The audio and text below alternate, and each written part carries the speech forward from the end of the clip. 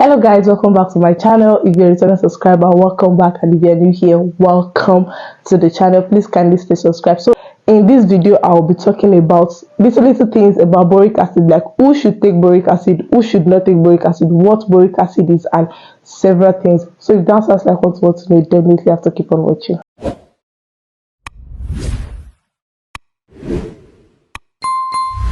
The first thing is, what is boric acid? Boric acid vagina suppository is a medication that helps to promote the acid in your vagina. It also helps in treating infection by relieving symptoms like itching and burning.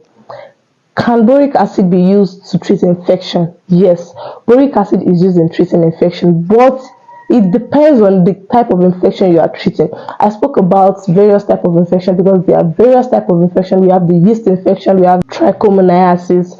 There are various types of infection. I'm going to leave the link right here, so make sure you watch it. I get pissed when I see online vendors prescribing boric acid. Please, because it's getting too much. Without even knowing the type of infection you have.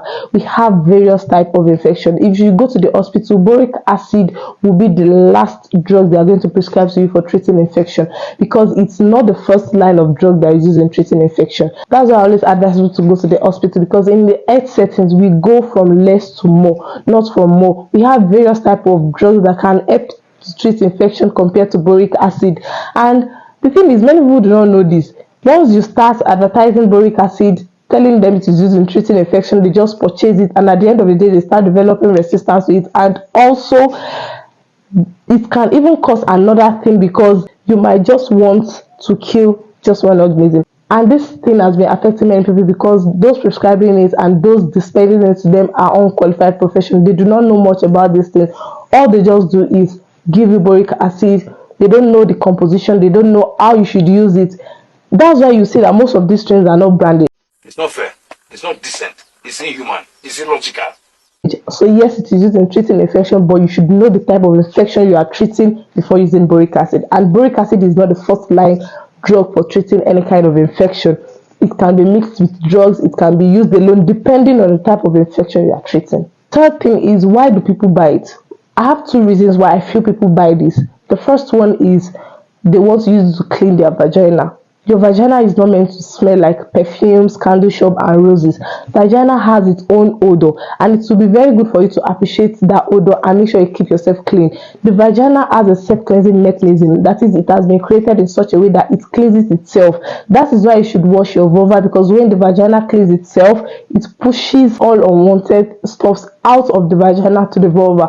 And if you are washing your vulva, you should use ordinary water. We have people using feminine wash, of which I would not advise, because I think this thing contains chemical also. And the second reason why people use boric acid is for treating infection, whereby they do not know the kind of infection they are having, and also do not know if boric acid is the drug they should use. Fourth question is, when should boric acid be prescribed? So I have these two factors that should be considered before prescribing boric acid. The first one is, if you have recurrent infection, like you have infection every time you treat it, it comes back, you treat it, it comes back, boric acid can be prescribed to you. But please, you must know the kind of infection you have that keeps coming back. And I have a video about that, talking about the reason for recurrence of infection. I'm going to leave the link right here, so make sure you watch it. The second reason is when you are using drug and the drug does not work for you.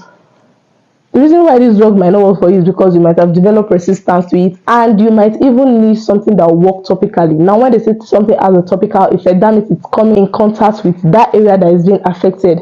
If I have eczema here and I'm using a cream here, that means I'm applying it topically. Anything you're using through your mouth is orally. We have various routes of administration, but that's not what we are talking about right now. So sometimes boric acid is being prescribed to you because it cannot be taken through the mouth.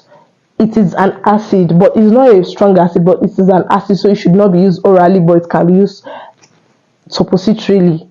I hope that makes sense. That is why some people combine it for topical effect. That is when you have an infection that has to do with combining drugs, so you use some orally and some will be used topically. That is why boric acid is there. Okay, so how should you use boric acid and where is it inserted? Boric acid is inserted in your vagina, and you should wash your hand before using boric acid. What you should consider before using boric acid: make sure you know the kind of infection you are treating using boric acid. Also, make sure you're not pregnant when you're using boric acid. There are several kind of people that should use boric acid and those that should not use boric acid.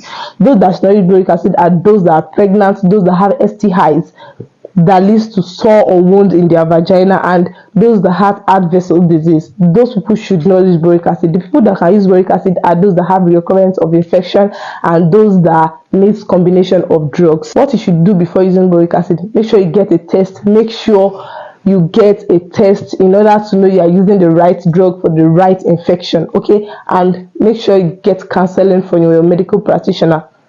Body enhancement sellers are not medical professionals. Gist. I said it. I said it.